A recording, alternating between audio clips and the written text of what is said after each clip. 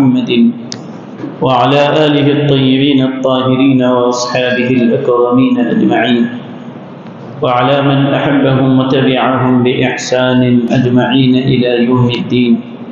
أما بعد فأعوذ بالله من الشيطان الرجيم. بسم الله الرحمن الرحيم. وعن أبي هريرة رضي الله عنه قال قال رسول الله صلى الله عليه وسلم يكون في آخر الزمان دجالون كذابون يأتونكم من الأحاديث بما لم تسمعوا أنتم ولا آباؤكم فإياكم وإياهم لا يضلونكم ولا يفتنونكم. رواه مسلم. صدق رسول اللہ صلی اللہ علیہ وسلم. مکرم حاضرین، معزز سامعین، آج جو حدیث شریف ہم سن رہے ہیں اور پڑھ رہے ہیں، یہ حدیث صحیح مسلم شریف میں موجود ہے. اس حدیث کو بیان کرنے والے راوی حضرت سیدنا ابو ہریرہ رضی اللہ تعالی عنہ ہیں. حضرت ابو ہریرہ رضی اللہ عنہ نے فرمایا کہ حضرت رسول اللہ صلی اللہ علیہ وسلم نے ارشاد فرمایا، آخری زمانے میں ایسے دجال اور کذاب لوگ آئیں گے. یہاں پر قیامت کے قریب جو فتنے رونما ہونے والے ہیں، جو فتنے امت میں پیدا ہونے والے ہیں، نبی کریم صلی اللہ علیہ وسلم نے اس کی نشاندہی فرمائی اور فرمایا کہ آخری زمانے میں ایسا ہوگا کہ تم دیکھو گے کہ دجال آئیں گے، کذاب آئیں گے. آپ جانتے ہیں کہ دجال تو ایک ہی ہے، لیکن حضور فرماتے ہیں کئی دجال تمہارے پاس آئیں گے. محدثین نے فرمایا کہ وہ جو اعور اور کانا دجال جو ہے وہ تو ایک ہی ہے، وہ قیامت کے قریب نکل کر آئے گا اور اس وقت حضرت سیدنا عیسیٰ علیہ السلام تشریف لائیں گے تو حضرت عیسیٰ علیہ السلام کے ہاتھوں سے وہ قتل بھی کیا جائے گا. وہ دجال تو ایک ہی ہے جو قیامت کے قریب نکلے گا، لیکن اس بڑے دجال سے پہلے چھوٹے چھوٹے دجال آئیں گے. وہ ایک جو بڑا دجال ہے وہ تو اپنی جگہ ہے، وہ قیامت کے قریب نکل کر آئے گا. احادیث مبارکہ میں آیا ہے، صحابہ جو حضور علیہ السلام نے فرمایا کہ یہ قیامت کے قریب دجال نکل کر آئے گا. صحابہ فرماتے ہیں کہ ایک مرتبہ پانی کے کسی کشتی میں بیٹھ کر صحابہ کہیں سفر کر رہے تھے، اور آپ جانتے ہیں کہ پہلے زمانے میں جو سفر ہوتا تھا، کشتیوں کو کوئی انجن یا موٹر نہیں ہوتی تھی. انجن لگا ہوا ہو تو انجن کی مدد سے، موٹر کی مدد سے جس طرف جانا ہے جا سکتے ہیں، لیکن وہ ہوا کے زور پہ چلنے والی کشتیاں ہوتی تھی، اور کبھی ہوا کا رخ بدل جائے، ہوا کا رخ اگر پھر گیا تو جانا کدھر ایک ہوتا ہے، ہوائیں کسی اور طرف کشتی کو لے کر چلی جاتی ہے. ایسے ہی سمندر میں ہوائیں ایسی تیز چلی، مخالف سمت چل رہی تھی. بعض صحابہ کرام رضی اللہ عنہم اس میں تھے، اور کشتی ہوا میں ادھر ادھر، سمندر میں ہواؤں کی وجہ سے ادھر ادھر ہوتی رہی، یہاں تک کہ ہوائیں اس کشتی کو لے جا کر ایک جزیرے کے پاس پہنچا دی. ہوائیں اس کشتی کو جب اس جزیرے میں پہنچا دی تو صحابہ اترے اور دیکھا کہ یہ کون سا ایک غار ہے اور بڑا جزیرہ ان کو نظر آ رہا تھا. اس جزیرے کے اندر گئے تو وہاں پر انہوں نے ایک جانور کو دیکھا، سمندر کے پاس بیچ میں وہاں ایک جانور بھی نظر آیا. اس کے بعد وہ کہتے ہیں کہ ہم اندر گئے، اندر جانے کے بعد دیکھا کہ اس سمندر کے پاس بیچ میں، جزیرہ کا مطلب اطراف پورا پانی ہی پانی ہے، بیچ میں جو خشکی کا علاقہ ہے اس کے اندر ایک غار کے اندر ہم نے دیکھا کہ کوئی شخص ہے جس کو زنجیروں سے باندھ دیا گیا ہے، زنجیروں سے باندھا ہوا ہے، اور اس طرح سے اس کو جکڑ دیا گیا کہ اس کی ایک ٹانگ اٹھا کر پیچھے گردن کے پیچھے سے ڈال دی، اور یہ ٹانگ بھی اٹھا کر اس طرح گردن کے پیچھے سے ڈال کر دونوں ہاتھوں کو باندھ کر زنجیروں سے اس کو جکڑ کر لٹکا دیا گیا، ویسے ہی قید میں ہے وہ لٹک رہا ہے۔ جب یہ گئے وہاں پر اور دیکھا کہ اس کی صورت دیکھی تو وہ کانا تھا، اور اس نے پوچھا کہ تم کہاں سے آئے ہو، کیا حجاز کے ہو، عرب کے ہو؟ علاقے کے بارے میں پوچھا، تفصیلات معلوم کی، کیونکہ وہاں پر باہر کی دنیا سے کمیونیکیشن کا کوئی راستہ تو نہیں ہے کہ کیا چل رہا ہے، کون سا زمانہ ہے، کیا ہے، تفصیلات اس کو نہیں معلوم تھی، وہ ویسے ہی قید میں تھا۔ تو اس نے پوچھا کہ دیکھو عرب میں ایک آخری نبی آنے والے ہیں محمد صلی اللہ علیہ وسلم، کیا ان کا زمانہ آ گیا، کیا وہ نبی آ چکے ہیں؟ تو وہ کہنے لگے ہاں وہ نبی تو آ چکے ہیں، ہم ان کے ماننے والے ہیں۔ جب وہ یہ سنا کہ وہ آخری نبی آ چکے ہیں تو وہی زنجیروں میں جو جکڑا ہوا تھا فوراً جھولنے لگا، خوشی کے مارے جھوم رہا تھا، اور کہنے لگا کہ اب میرے نکلنے کا وقت آ گیا، کب سے قید ہوں تمہیں پتہ نہیں، کس وقت سے یہاں زنجیروں میں جکڑا ہوا ہوں تمہیں پتہ نہیں ہے، اور میرے نکلنے کا وقت ہے۔ جب آخری نبی محمد رسول اللہ صلی اللہ علیہ وسلم آئیں گے، ان کے بعد اب کوئی نبی آنے والا نہیں ہے، قیامت ہی آئے گی، اور اس سے پہلے مجھے نکلنا ہے، اب کسی اور نبی کا انتظار نہیں ہے، وہ آخری نبی، تو اب میرے نکلنے کے دن قریب ہیں، اب کوئی اور نبی آنے والے نہیں۔ تو اس کی بارے میں جو بھی انہوں نے دیکھا تھا، اس سے بات کی تھی، وہ سب دیکھ لیے، محفوظ کر لیے، اور آ کر حضور صلی اللہ علیہ وسلم کو یہ ساری تفصیلات سنائی تو بتلایا گیا کہ تم نے وہاں زنجیروں میں جس کو جکڑا ہوا دیکھا تھا وہ کوئی اور نہیں، وہ دجال ہے، قیامت کے قریب نکل کر وہ آئے گا۔ تو ابھی بھی موجود ہے، وہ اللہ کی طرف سے اس کو قید میں رکھا گیا ہے کہ جب وہ حکم ہوگا، خدا کا منشا ہوگا، تو اس وقت اس کو نکالا جائے گا۔ تو یہ دجال تو ایک ہی ہے، اور سمندروں کے اس درمیان کسی جزیرے میں جو قید ہے، احادیث میں اس کا ذکر ہے، مگر یہاں ہم جو حدیث پڑھ رہے ہیں ایک دجال نہیں، کئی دجالوں کا ذکر ہے۔ تو دجال ایک ہے یا کئی ہے؟ محدثین نے فرمایا اصل میں دجال یہ دجل سے بنا ہے، اور دجل کہتے ہیں مکاری کرنے کو، دھوکہ دینے کو، فریب کرنے کو۔ دجال کو بھی دجال اس لیے بولتے ہیں کہ جیسے وہ دجال ہے کہیں بڑا مکار بھی ہے، دھوکے باز بھی ہے، فریب دینے والا ہے، لوگوں کو دھوکہ دینے والا ہے، اسی لیے اس کو دجال کہتے ہیں۔ تو صرف وہ ایک کانا دجال ہی بڑا دجال نہیں ہے، بلکہ وہ لوگ بھی، حضور نے ان کو بھی دجال فرمایا جو ایسی جھوٹی باتیں کرتے ہیں جن کا ذکر آگے آ رہا ہے۔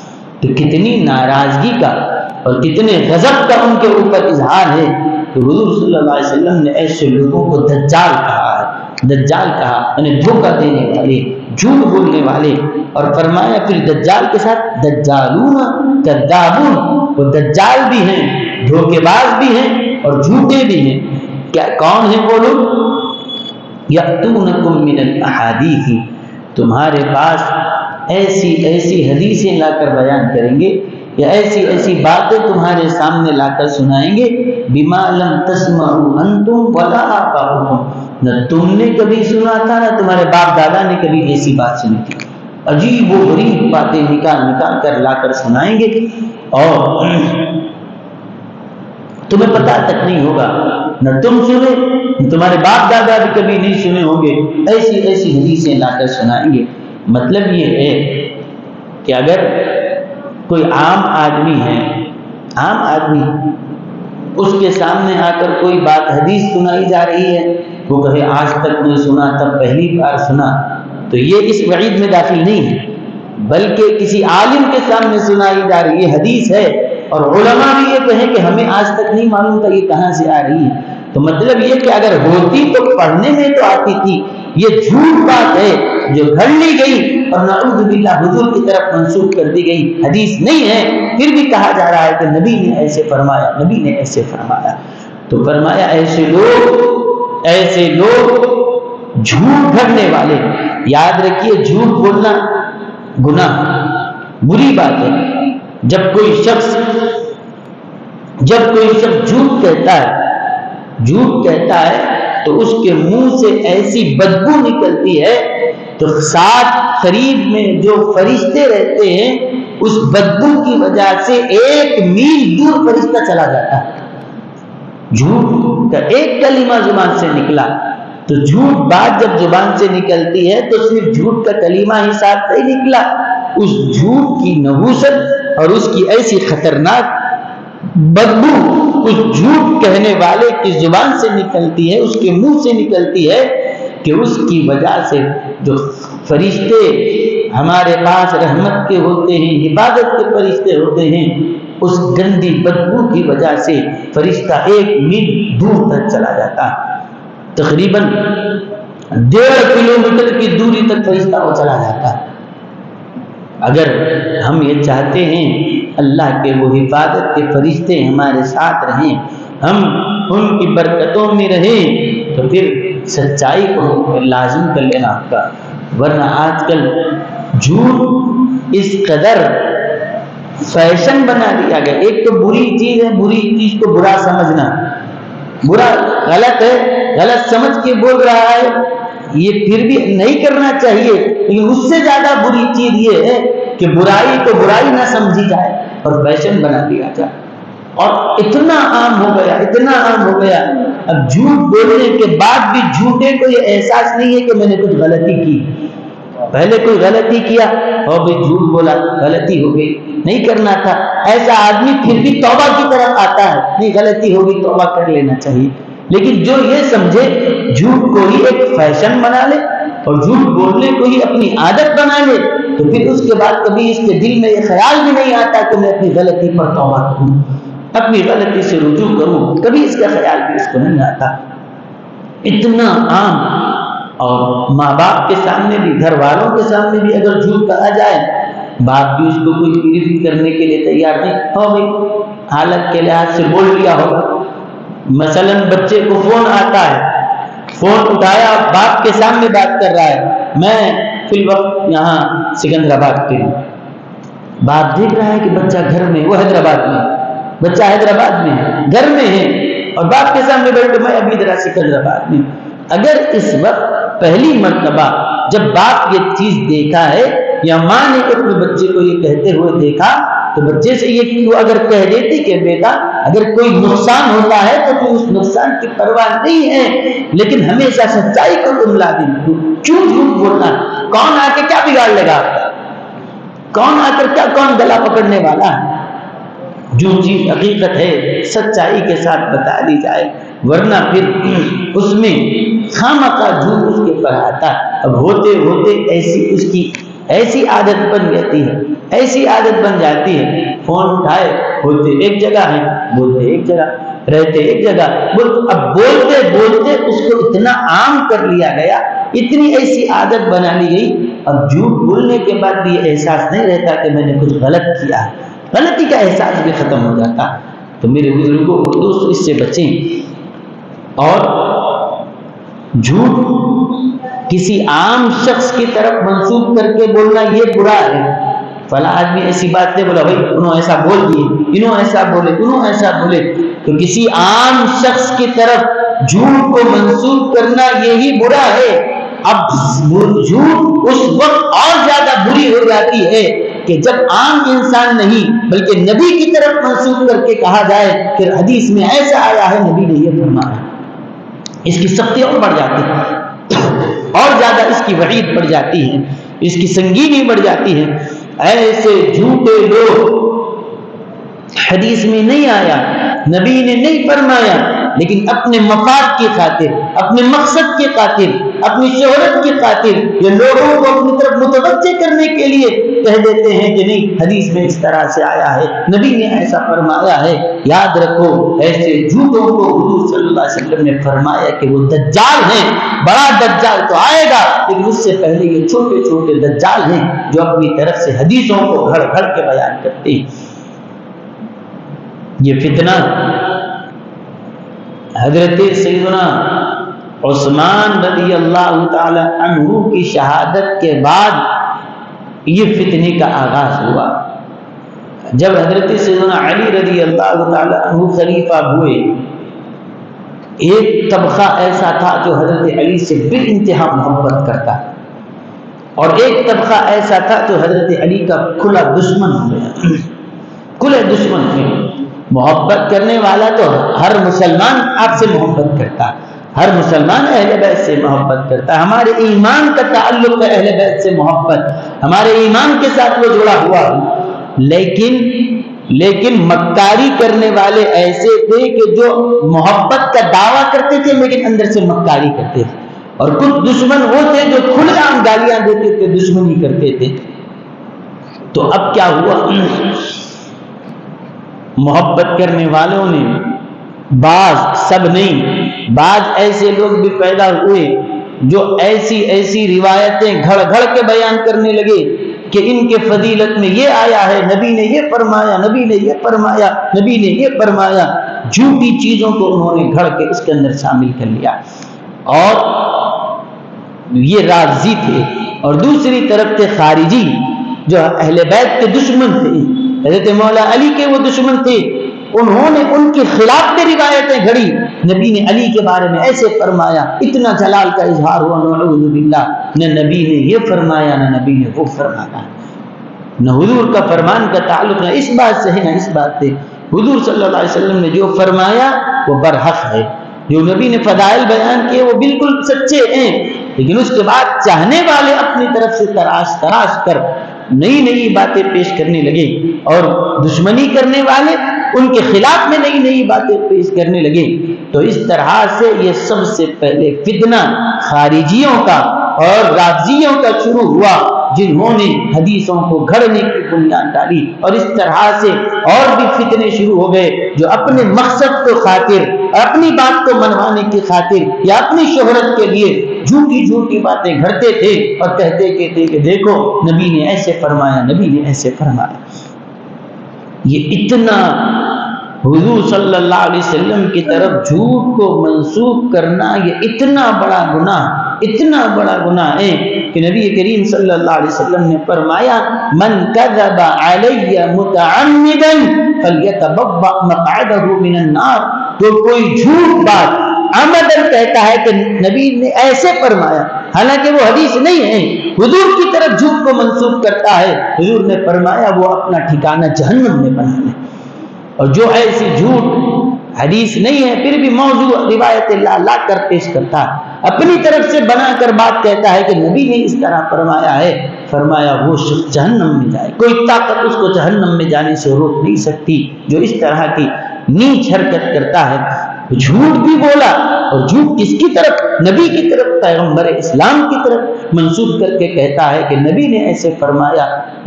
یہ اس کو صرف جھوٹا نہیں کذاب کہا، صرف کذاب نہیں بلکہ دجال کہا حضور علیہ السلام نے، جو اس طرح سے جھوٹی باتیں، جھوٹی حدیثیں اپنے مقصد کے لیے کچھ بھی اٹھا کر کہہ دیتے ہیں۔ اب پوچھا جائے کس نے کہا؟ نہیں، حدیث میں آیا ہے، نبی نے ایسے فرمایا۔ ایسے لوگ بخشے نہیں جائیں گے، ان کا حساب ہوگا، ان سے پوچھا جائے گا کس طرح سے وہ اتنا بڑے جرم کا ارتکاب کر رہے ہیں۔ کل اللہ تعالیٰ کے دربار میں ان سے ضرور اس کے بارے میں سوالات ہوں گے۔ حضرات صحابہ کرام رضی اللہ عنہ اس سے اتنا ڈرتے تھے کہ جامع مسجد کوفہ کے اندر 120 صحابہ لائن سے بیٹھے ہوئے ہیں، انصاری صحابہ، 120 صحابہ موجود ہیں۔ ایک شخص آ کر پوچھنے لگا کہ مجھے آپ حدیث شریف سنائیے۔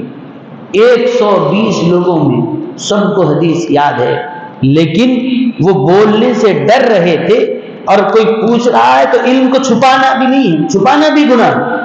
کوئی آ کر پوچھتا ہے کہ مجھے حدیث سناؤ، تو اب علم ہے لیکن چھپانا یہ بھی گناہ ہے۔ لیکن 120 لوگوں میں سے یہ حضرات یہ کہتے ہیں کہ نہیں، آپ بیان کرو، آپ بیان کرو۔ کہیں ایسا نہ ہو کہ ہم حدیث بیان کر رہے ہوں اور حضور صلی اللہ علیہ وسلم نے ایک لفظ کو ایسے فرمایا یا ایسے فرمایا، ایک لفظ بھی اگر آگے پیچھے ہو جائے تو کہیں اللہ کی طرف سے گرفت میں ہم نہ آ جائیں۔ اتنی احتیاط صحابہ کرام رضی اللہ عنہم کیا کرتے تھے۔ حضرت سیدنا عبداللہ بن مسعود رضی اللہ تعالی عنہ، کوئی مسئلہ لوگ آ کر پوچھتے، آپ فرماتے ایسا ہے ایسا ہے۔ لیکن ایک مرتبہ آپ سے پوچھا گیا، ہمیں سنائیے حضور صلی اللہ علیہ وسلم نے کیسے فرمایا؟ تو فرمایا میں نے سنا ہے کہ رسول اللہ صلی اللہ علیہ وسلم نے یہ بیان کیا، بیان کر جب یہ حضور نے ایسے فرمایا کہا، ایسی ہیبت ان کے اوپر طاری ہو گئی کہ سانس پھولنے لگی، رگیں کھڑے ہو گئی۔ کہیں ذرا سی اگر لچک ہو جائے، ذرا سی لفظ ہو جائے تو کہیں گناہ گار نہ بن جائیں۔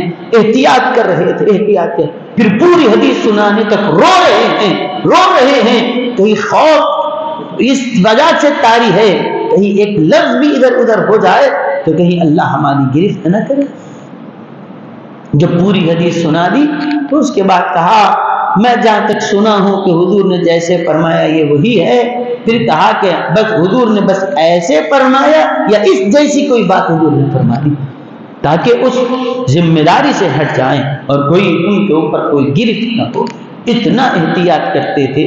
اور دیکھیے آپ حضرات صحابہ کرام رضی اللہ تعالی عنہم میں سب سے زیادہ حضور صلی اللہ علیہ وسلم کے قریب رہنے والے حضرت ابو بکر صدیق رضی اللہ عنہ، لیکن روایتیں کتنی انہوں نے، حدیثیں کتنی بیان کی؟ چند حدیثیں۔ ان سے زیادہ تو حضرت ابو ہریرہ روایت کر لیے، حضرت ابو ہریرہ کو روایتیں زیادہ ان سے آئی ہے۔ اس سے زیادہ حدیثیں تو حضرت ابو بکر کو یاد تھی، لیکن حضور سے سنا بھی تو تھا، لیکن کہا میں نے سنا ہے، ساتھ میں ابو ہریرہ بھی سنا، وہ بیان کرنے ہی کافی ہے۔ ورنہ بیان کرنے میں ذرا سی بے احتیاطی ہو جائے، ذرا سے لفظ آگے پیچھے ہو جائے تو کہیں اتنی بڑی وعید ہے کہ اللہ جہنم میں داخل کر دے گا۔ حضور کی طرف کوئی غلط بات منسوب نہ ہو، وہ ڈرتے تھے، اسی لیے حضرت ابو بکر رضی اللہ عنہ حدیث بیان کرنے میں اتنا احتیاط کرتے تھے، اتنا احتیاط کرتے تھے، زبان بھی نہیں کھل رہی۔ اب یہ کہ علم کو چھپانے کا بھی ان کے اوپر الزام اس لیے نہیں آ سکتا تھا کیونکہ وہ دیکھ رہے تھے میں تو خاموش ہوں لیکن میرا ساتھی تو بیان کر رہا ہے۔ علم چھپتا نہیں ہے، بیان کیا جا رہا ہے، لیکن جب بھی بولا مکمل احتیاط کے ساتھ۔ پھر ذرا سا بھی اگر کہیں شبہ ہو جائے تو کہہ دیتے تھے کہ حضور نے یہ فرمایا یا اس طرح فرمایا، اس طرح ہے یا اس طرح ہے، اتنا احتیاط۔ لیکن آج نہ وہ دل میں خوف ہے نہ وہ احتیاط ہے، اٹھا کے جس کو جو چاہے کہہ دیتے ہیں کہ بھئی حدیث میں آیا ہے، عجیب و غریب قسم کی باتیں لاتے ہیں۔ بھئی آج جگنے کی رات ہے، آج کی رات اگر کوئی اتنی 2 رکعت نماز رات کو اٹھ کے پڑھ لے، زندگی بھر کی اس کی قضا نمازیں معاف ہو جائے گی۔ یہ کوئی ایسا کر لے بس اب جو تھا پورا یہ ہو جائے گا، وہ ہو جائے گا۔ اور کہاں ہے؟ حدیث میں آیا ہے، نبی نے فرمایا۔ اور ہمارے بچے، ہمارے لوگ جب اس کو دیکھتے ہیں تو بڑی تیزی کے ساتھ اس کو فارورڈ کر دیتے ہیں، شیئر کرنے لگ دیتے ہیں۔ یاد رکھو جب یہ چیز ہم حدیث ہے کہہ کر جب آگے بڑھا رہے ہیں تو ہم بھی آگے بڑھانے والوں میں ہم بھی شامل ہو جائیں گے۔ پہلے یہ معلوم کر لیں کہ واقعتاً نبی نے فرمایا ہے کہ نہیں فرمایا، حضور نے کہا ہے کہ نہیں کہا ہے، کسی عالم کو بتا لیں، یا پھر کوئی معتبر شخص ہے، کوئی معتبر عالم ہے یا کوئی معتبر ادارہ ہے کہ جن پہ اعتماد ہے کہ واقعتاً وہ حوالے کے ساتھ بڑی صحیح بات لکھتے ہیں، تو پھر آپ اس کو آگے بڑھائیے، کوئی حرج نہیں۔ ورنہ کوئی بھی ایسے ہی پوسٹ آئے، نبی نے فرمایا تو جس طرح وہ پوسٹ بنانے والا گناہ گار ہے، ہم اس کے ساتھ اس کو پھیلانے میں اس کی مدد کرنے والے بن جائیں۔ تو بڑا احتیاط، بڑی احتیاط کے ساتھ جب کہیں کہ اللہ نے فرمایا یا اللہ کے رسول نے فرمایا، تو جب تک یہ بات کی پکی تصدیق نہ ہو جائے، لوگ جس طرح دوسروں کے بارے میں افواہ اڑاتے ہیں، فتنہ پھیلانے والے، یہ کون ہیں؟ اسلام کے دشمن۔ اسلام کے دشمن ہیں، تو فتنہ پھیلانے کے لیے، مسلمانوں میں فتنہ پھیلانے کے لیے اس طرح سے چیزیں گھڑ کے کہتے ہیں دیکھو نبی نے ایسے فرمایا، نبی نے یہ فرمایا، حدیث میں اس طرح سے آیا ہے۔ تو فرمایا کہ اس طرح سے دجال اور کذاب لوگ جو دھوکہ دینے والے، یاتونکم من الاحادیث، تمہارے پاس ایسی ایسی حدیثیں لا کر بیان کریں گے، تو کس کو ہے حدیث جب بھی بیان کریں گے عوام کے سامنے بیان کریں گے، ان کو نہیں معلوم ہوگی، میں ہاں نہیں سنے تھے، ہم بھی نہیں سنے، ہمارے باپ دادا بھی نہیں سنے، عوام کی بات نہیں ہو رہی، علماء کے سامنے وہ بات آتی ہے تو وہ بھی پریشان ہوتے ہیں کہ یہ کون سی عجیب و غریب بات سنا رہے ہیں، آج تک نہ ہم نے سنی نہ ہمارے اساتذہ نے کبھی یہ بات سنی۔ تو یہ ہے کہ بما لم تسمعوا انتم ولا آباؤکم، اپنی عجیب و غریب چیزیں اپنی طبیعت سے گھڑ کر اس طرح سے لا کر پیش کریں گے۔ فرمایا فَإِيَّاكُمْ وَإِيَّاهُمْ، ایسے لوگوں سے تم بچو، اپنے آپ کو ان سے دور رکھو۔ یہ نہیں چلو اب یہ تو حدیث ہی سنا رہے ہیں، یہ تو پھر اللہ رسول کی بات کر رہے ہیں۔ حضور فرماتے ایاکم ایاکا بمعنی اتقی، بچو ان سے دور رہو، وایاہم، نہ تم ان کے قریب جاؤ نہ ان کو اپنے قریب آنے دو۔ ایسے لوگوں کا کیا بھروسہ، ایسے لوگوں کا کیا بھروسہ جو نبی کے ساتھ جھوٹ بولتا ہے، جو نبی کے ساتھ دھوکہ دیتا ہے، وہ ہمیں کیا کرے گا، ہمارے ساتھ کیا کر سکتا ہے۔ اسی لیے دیکھیے آپ، ایک عورت قسطام اس کا نام تھا، بہت خوبصورت تھی، وہ ایک ابن ملجم ایک شخص تھا، اس عورت کو دیکھ کے عاشق ہو گیا اس عورت نے کہا، اس سے کہا کہ میں تجھ سے شادی کرنا چاہتا ہوں۔ اس نے کہا ٹھیک ہے، اگر میرے سے شادی کرنا چاہتے ہو تو میں تیار ہوں، لیکن میرا مہر بڑا تگڑا ہے۔ کیا کتنا مہر ہے؟ بول بنتوں کوئی بات نہیں، پیسہ خوب ہے میں دوں گا، میرا مہر یہ ہے کہ حضرت علی کا سر کاٹ کے لانا، اور اتنے پیسے کی اتنا سونا دینا، اتنا پیسہ دینا، اور حضرت علی کا سر۔ وہ بولا کیا بات کرے، پیسے اور بول بڑھا دیتا ہوں، نہیں، کہا کہ پیسے معاف، جتنا سونا بولے کہ سونا بھی معاف، لیکن یہ سب معاف ہو سکتا ہے، لیکن حضرت علی کو قتل کرنا یہ معاف نہیں۔ اگر مجھ سے محبت ہے، شادی کرنا چاہتا ہے، تو بس ایک ہی شرط ہے، ان کا سر لا، پھر میں تیری۔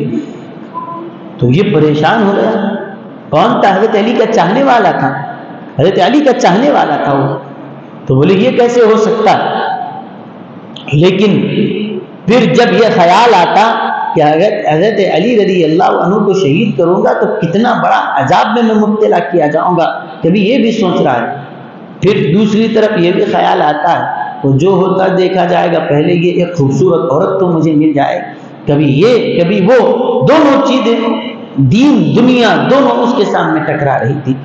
فیصلہ کدھر کرے، ادھر جاؤں یا ادھر جاؤں؟ اور کون تھا؟ چاہنے والوں میں تھا، دعوے کرتا تھا محبتوں کے حضرت علی کے ساتھ۔ تو اس کے بعد ہوا کیا؟ پھر آخر کار دین اور دنیا کو دونوں میں چننے میں اس نے غلطی کر دی اور دنیا کے پیچھے ہو گیا۔ اس عورت کی باتوں میں آ کر حضرت علی رضی اللہ عنہ کو شہید کر دیا۔ نماز کی حالت میں تھے، پیچھے سے آیا اور نماز کی حالت میں ان پہ وار کر دیا۔ اب میں آگے کی بات سنیں، حضرت علی رضی اللہ عنہ کو مارنے کے بعد گیا اس عورت کے پاس، دیکھ اب شادی کر لے مجھ سے، میں نے تو مار دیا، تو نے کہا تھا حضرت علی کو مارنا ہے، مار دیا۔ تو وہ کہنے لگی بٹے باز، تو امیر المؤمنین حضرت علی مرتضیٰ رضی اللہ عنہ نبی کے داماد ہیں، نبی کے اہل بیت ہیں، تو نبی کے گھرانے کا نہیں ہوا تو میرا کیا ہو سکتا ہے؟ چل کے حکم نکال، تو ان کا نہیں۔ اتنی باعظمت ہستی، اتنی باعظمت ہستی، وہ نبی کے صحابی بھی ہیں، اہل بیت ہیں، نبی کے داماد ہیں، قرآن میں جس کی عظمتوں کا بیان آیا ہے، حدیث میں جس کی فضیلتیں ذکر کی گئی ہے، تو ان کا نہیں ہوا تو میرا کیا ہو سکتا ہے؟ تو کہاں کی شادی، کہاں کی محبت، چل نکل یہاں سے، بڑھا دیا۔ جو نبی کے گھرانے کا نہیں ہوا وہ ہمارا کیا ہو سکتا؟ تو پھر یہ چیز ہے، یاد رکھیے کہ پھر اگر کوئی ہمارے پاس خیر خواہ بن کر آتا ہے، اسلام کا اپنے آپ کو اسکالر بھی کہے، اس کی بات کی طرف توجہ دینے کی ضرورت نہیں ہے۔ کیوں؟ جو نبی پر جھوٹ بول سکتا ہے تو پھر ہمارا کیا حشر کرے گا، ہمارے کو کتنا دھوکہ دے گا۔ کس قدر ہم کو برباد کر سکتا ہے آپ اندازہ. اسی لیے نبی کریم صلی اللہ علیہ وسلم نے کیا فرمایا؟ وہ کیا سنا رہا ہے؟ آنے والا حدیث سنا رہا ہے.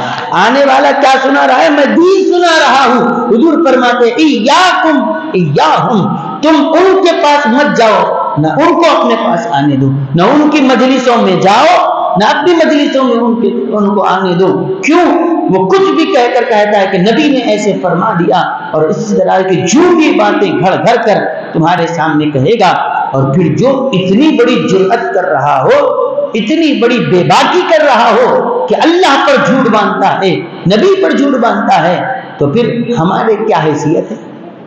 ہمیں تو بالکل سرے بازار لے جا کر 2 روپے میں بیچ کے آ جائے گا. وہ تو ایسے یہ لوگ بھروسے کے قابل نہیں ہیں. اللہ کے رسول علیہ السلام نے فرمایا فَإِيَّاكُمْ وَإِيَّاهُمْ، ان سے بچو ورنہ کیا ہوگا؟ کہیں وہ تم کو گمراہ نہ کر دے. لا يضلونکم، گمراہ نہ کر دے. ان کے ساتھ رہو گے تو کیا ہو جائے گا؟ یا تم ان کے پاس جاؤ یا وہ تمہارے پاس آئیں گے. اس کا نقصان یہ ہے کہ وہ تم کو گمراہ کر دیں گے اور وہ تم کو فتنوں میں مبتلا کر دیں گے. ایسی وسوسے تمہارے دلوں میں ڈال دیں گے کہ پھر تمہارے ایمان کا سنبھلنا مشکل ہو جائے گا. تو اپنے آپ کو ایسی بری صحبتوں سے بچا کر رکھیں. اس حدیث کی روایت امام مسلم رحمۃ اللہ علیہ نے کی ہے. اللہ تعالیٰ سے میں دعا کرتا ہوں کہ پروردگار ہمارے ایمان و عقیدے کی حفاظت فرمائیں، احادیث مبارکہ کا فہم عطا فرمائیں، اس کی برکتیں عطا فرمائیں. صلی اللہ تعالی وسلم علی خیر خلقہ سیدنا محمد وعلی آلہ وصحبہ اجمعین والحمد للہ رب العالمین.